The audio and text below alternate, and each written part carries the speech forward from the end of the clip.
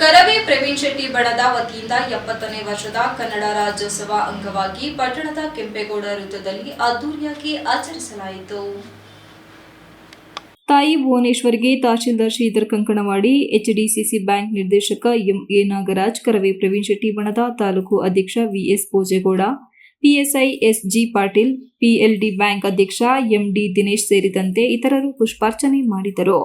ನಂತರ ಮಾತನಾಡಿದ ತಾಲೂಕು ದಂಡಾಧಿಕಾರಿ ಶ್ರೀಧರ್ ಕಂಕನವಾಡಿ, ಕನ್ನಡ ರಾಜ್ಯೋತ್ಸವ ಕೇವಲ ಒಂದು ದಿನದ ಉತ್ಸವವಲ್ಲ, ವಿವಿಧ ಪ್ರಾಂತ್ಯಗಳಾಗಿ ಹರಿದು ಹಂಚಿ ಹೋಗಿದ್ದ ಕನ್ನಡಿಗರ ಕರುಳು ಬಳ್ಳಿ ಮೂಲಕ ಒಗ್ಗೂಡಿಸಿದ ಐತಿಹಾಸಿಕ ದಿನವಿದು. ನಾಡು ನುಡಿ ರಕ್ಷಣೆ ವಿಚಾರದಲ್ಲಿ ನಾಡಪ್ರಭು ಕೆಂಪೇಗೌಡರು ಹೇಗೆ ಹೋರಾಟ ನಡೆಸುತ್ತಿದ್ದರೋ ಅದೇ ರೀತಿಯಲ್ಲಿ ಇಂದು ಕನ್ನಡ ನಾಡು ನುಡಿ ಜಲ ಭಾಷೆಗೆ ತೊಂದರೆಯಾದ ಸಂದರ್ಭದಲ್ಲಿ ಹೋರಾಟದ ಮೂಲಕ ಉತ್ತರ ನೀಡುತ್ತಿರುವ ಕನ್ನಡ ಪರ ಸಂಘಟನೆಗಳೇ ನಿಜವಾದ ಸೈನಿಕರೆಂದು ಬಣ್ಣಿಸಿದರು. ನಂತರ ಎಚ್ಡಿಸಿಸಿ ಬ್ಯಾಂಕ್ ನಿರ್ದೇಶಕ ಎಂಎ ನಾಗರಾಜ್ ಮಾತನಾಡಿ, ಕನ್ನಡ ರಾಜ್ಯೋತ್ಸವವು ನಮ್ಮ ನಾಡಿನ ಸಾಂಸ್ಕೃತಿಕ ವೈಭವವನ್ನು ನೆನಪಿಸುವ ಹಬ್ಬವಾಗಿದೆ. ಕನ್ನಡ ನಮ್ಮ ನಾಡಿನ ಆರ್ಥಿಕ, ಸಾಮಾಜಿಕ ಹಾಗೂ ಸಾಂಸ್ಕೃತಿಕ ಜೀವನದ ಹೃದಯವಾಗಿದ್ದು, ಅದನ್ನು ಕೇವಲ ಭಾಷೆಯಾಗಿ ಅಲ್ಲದೆ ಬದುಕಿನ ಶೈಲಿಯಾಗಿ ಅಳವಡಿಸಿಕೊಳ್ಳಬೇಕೆಂದರು.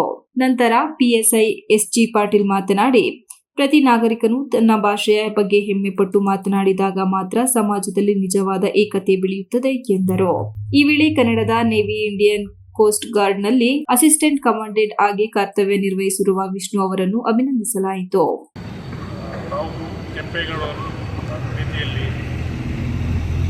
ನಾಡು ನುಡಿಗೆ ಸೇವೆಯನ್ನು ಸಲ್ಲಿಸುತ್ತಾ ಈ ಭಾಷೆ, ಈ ಪ್ರದೇಶದ ಬೆಳವಣಿಗೆಗೆ ಸಹಕಾರ ಮಾಡಬೇಕಂತ ತಮಗೆ ತಾಯಿ ಭುವನೇಶ್ವರಿ ಶಕ್ತಿ ಕೊಡಲಿ ಅಂತ ಆ ದೇವಿಯಲ್ಲಿ ಕೇಳ್ಕೊಳ್ತಾ ಇದ್ದೀನಿ. ಜೈ ಕರ್ನಾಟಕ ಮಾತೆ ಜೈ.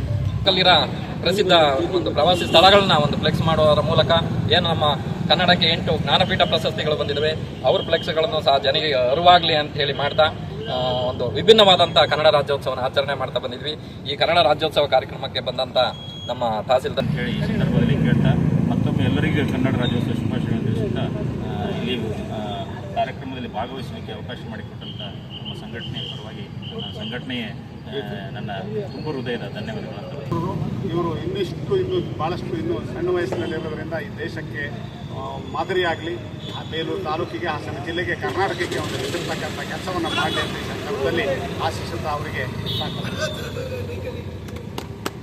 ಈ ಸಂದರ್ಭದಲ್ಲಿ ಕರವೇ ಪ್ರಧಾನ ಕಾರ್ಯದರ್ಶಿ ಜಯಪ್ರಕಾಶ್, ಉಪಾಧ್ಯಕ್ಷ ಮಂಜು ಆಚಾರ್, ಯುವ ಘಟಕದ ಅಧ್ಯಕ್ಷ ಸತೀಶ್, ಸಾಂಸ್ಕೃತಿಕ ಘಟಕದ ಅಧ್ಯಕ್ಷ ಗಣೇಶ್, ಹುಸೇನ್, ಗೌರವಾಧ್ಯಕ್ಷ ಸತೀಶ್, ಲೋಕೇಶ್, ಚಂದನ್, ಯಶವಂತ್, ರಮೇಶ್, ನವೀನ್ ಸೇರಿದಂತೆ ಇತರರು ಇದ್ದರು.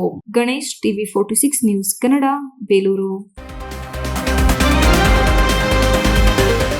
You are watching TV 46 News Kannada.